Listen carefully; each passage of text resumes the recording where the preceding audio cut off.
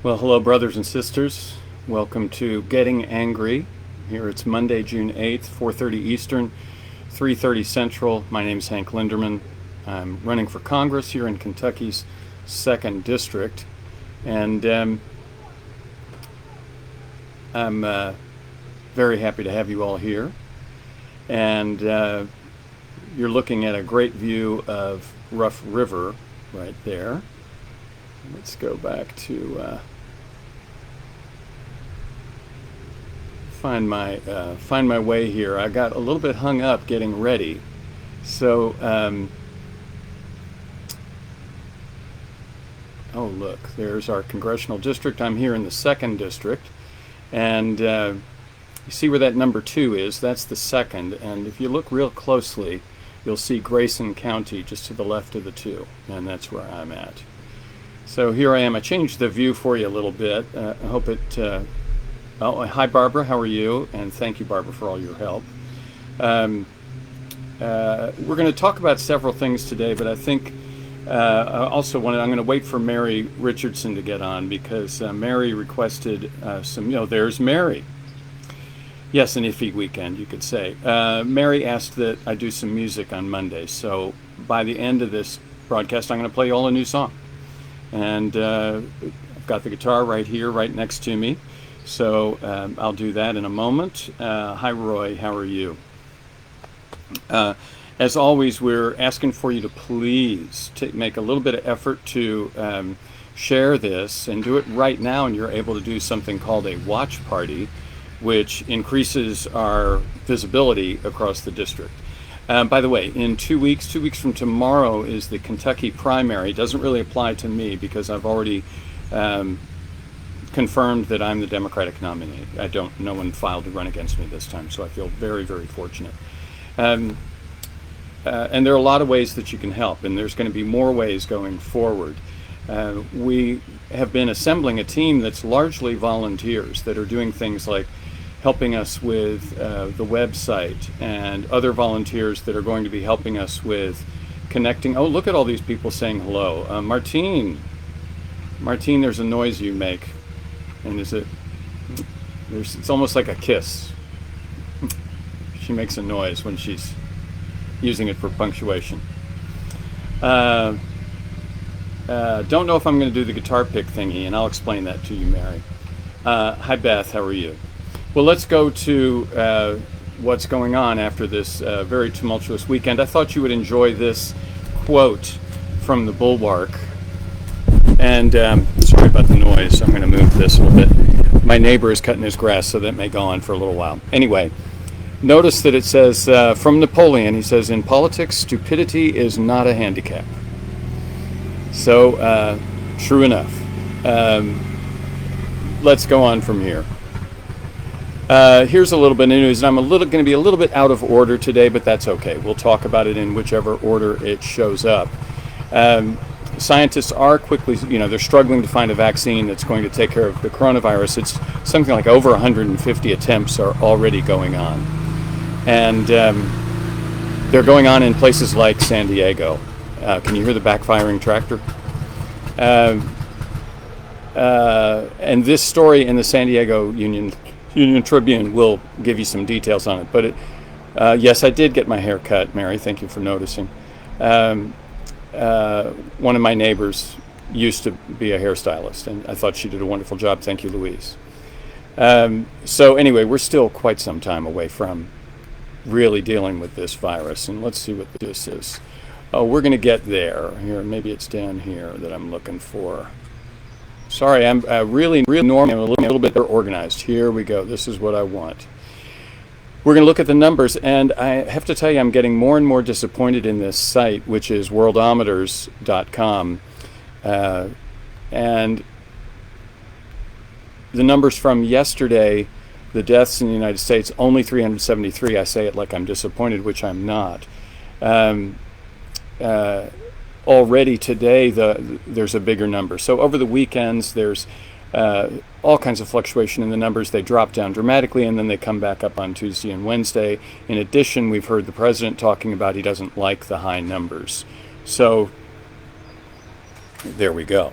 that's obviously a problem. Now, this is a story I posted that I would really strongly suggest all of you read, and the headline is a little bit misleading. This story explains in detail what is going on, has been going on the last couple of weeks. So let's see if I can find the second page that I want. No, we're going to come to that moment, and we're going to come to that in a moment. Here we go. I'm so sorry. I had other things going on. I've had multiple Zoom meetings today and so on. So what this guy is talking about is a book that was written by Mr. Sharp, and maybe this is the better one. Here we go. He wrote a 93-page handbook called From Dictatorship to Democracy, a how-to guide for toppling autocracy. And his foundational insight is obedience is at the heart of political power. A dictator doesn't maintain power on his own. He relies on individuals and institutions to carry out his orders. Now, we've talked about this because I've been saying that I believe that for the Republicans who enabled this president, they're going to have a price to pay in the future. Now, Sharp says that you have to focus on the regime's softest underbelly, and he says it's the media, the business elites, and the police. And I think that's one way to view these demonstrations about police brutality. The police are on the front line, and we're going to talk more about that. So they are, in a certain sense, they're the face of our government. They're who we citizens are most likely to interact with. So what they're saying is some of what's going on here is a discussion to get the police to withhold cooperation, and you notice that the military withheld their cooperation. So there we go. I'm going to get rid of that one.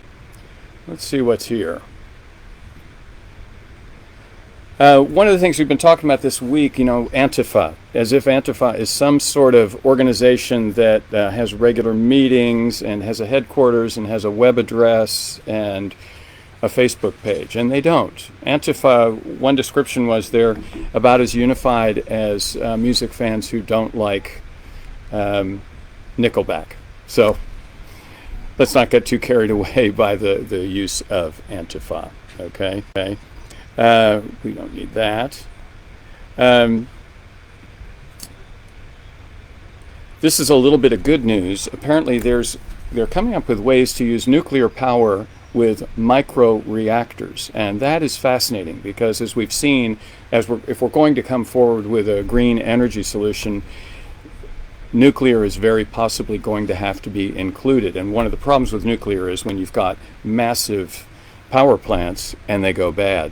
We see things like Chernobyl or Fukushima, or in the United States, 3 Mile Island. We've had tragedies here, and even in a sense that it wasn't a complete tragedy, but there's a plant in California called San Onofre. They realized it's built on a fault, so they've shut it down. So all that, I'm going to guess, hundreds of millions of dollars in investment gone away. So this is a fascinating story, and you can find that SciTech Daily. It's definitely worth looking at. We already saw you. Now let's talk about the big story this week, and I'm looking for the headline. Defund the police. This is really what we want to talk about.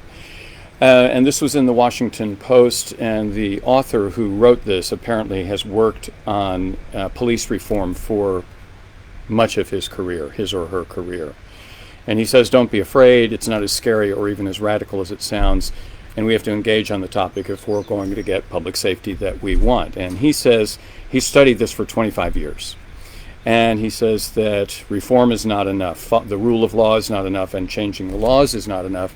He says that we rely too much on the police. And we rely too much on the police, and their involvement sometimes is unnecessary and sometimes make things worse. So I thought that's a fascinating way of considering that. Mary, are you saying discuss the nuclear plant or the get back to me. We are discussing, I'm going to stick with defunding the police for a moment. Now, another thing that he says defunding and abolishing the police department means something different from what you're thinking. Defunding the police doesn't mean zeroing out their budgets for public safety. I do have to say, I agree that the use of the word defunding is a problem. It's an oversimplified approach to explaining this problem. We have to dig much deeper than that. And I believe this is from the comments. And this, I always read the comments. This is from this story, and it's the number one comment is that defunding is the wrong rallying cry. And someone comments, repurpose or rebuild or redesign. The point is that this is a very complex problem. And we are not going to have a society without police. We're not going to have that. We need the police involved, and all of our communities need that. But we have to refocus their role, and I think we've got to have more community involvement. Hi, Dennis. I'm glad you're here. We have to have more community involvement, meaning in your neighborhood, you might want to volunteer to go on a ride-along. I think they should increase ride-alongs for police. I think there should be more recruitment. I think we should increase the requirements to become a recruit. I know, for example, in other nations, for example, Germany, I believe you have to already have gotten a university degree before you can even apply to be on the police. And things like that are things that we can do to redefine the role of the police. We also, obviously, the police are using too much violence, and we saw that across the country. We've been seeing that. And now that there's videos of it everywhere, it looks to be more than just an isolated problem. This is not a few bad apples, although there certainly are some bad apples. But what's going on is that too often their tactics have been set up to advance into violence too quickly. And so that's a problem. So this discussion is going to go on. I do believe we cannot use the word defund. Already President Trump and his team are going to do their best to hang that around our neck as if we don't want police around at all, and as if we don't love the police. We do.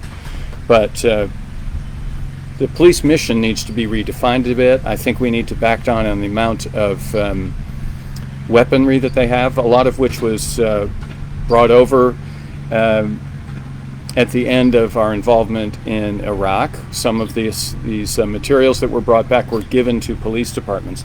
And there's no need to have something that's suitable for the invasion of Fallujah to be used on the streets of Louisville or Bowling Green or St. Louis or Los Angeles or anywhere. So that's that. And we will talk more and more about this. So anyway, I'm back here. Now my neighbor, like I say, is doing some work with his tractor. I think he's going to stop here in a second, but let's see. And when he does, I'm going to get my guitar ready. And I'm going to send this out to Mary, because she asked me to play a song or to have some music. And I haven't worked out yet how to have guests, but we are working on it. I want to tell you, I've had this title. This title is By the Waters of Babylon. And I've had this title for a number of years, and only recently finished it. And so I haven't performed it for anyone. I performed it for my brother and sister-in-law last night. So you all are actually the first to hear it outside of them. So here we go. Can you see the guitar?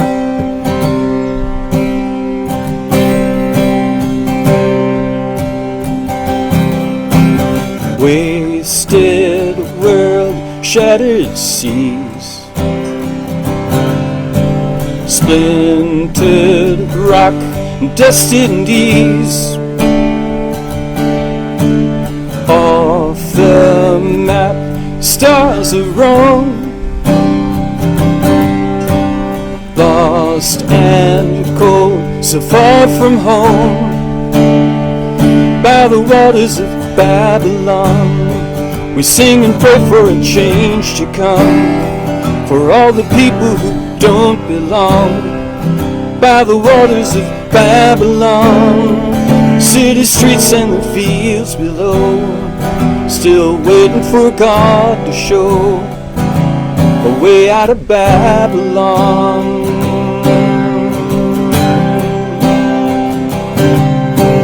Broken words, poisoned lives, souls deceived and paralyzed, pilgrims and pioneers,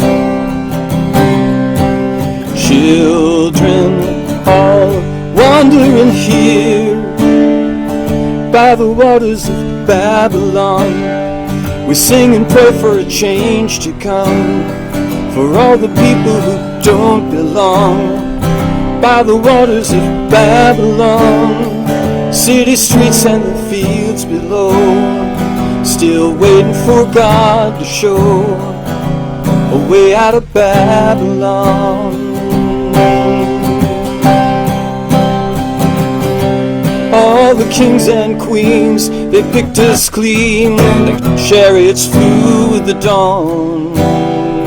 By the waters of Babylon, Babylon, Babylon.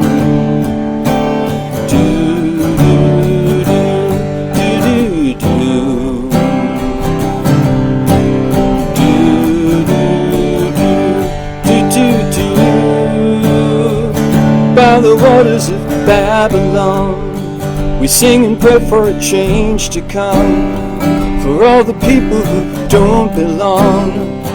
By the waters of Babylon, city streets and the fields below, still waiting for God to show the way out of Babylon. By the waters of Babylon, by the waters of Babylon. All right, that's all I got for you today. Thank you all for being here. Looks like some of you like the song. I appreciate it. Yes, I have done a recording. I've got a demo of it. And I will see you all tomorrow. Thanks so much for being here. Oh, thanks, Beth. I'm glad you enjoyed it. Here's I'm going to show you what dawn is like here at Falls of Rough, and I will see you all tomorrow.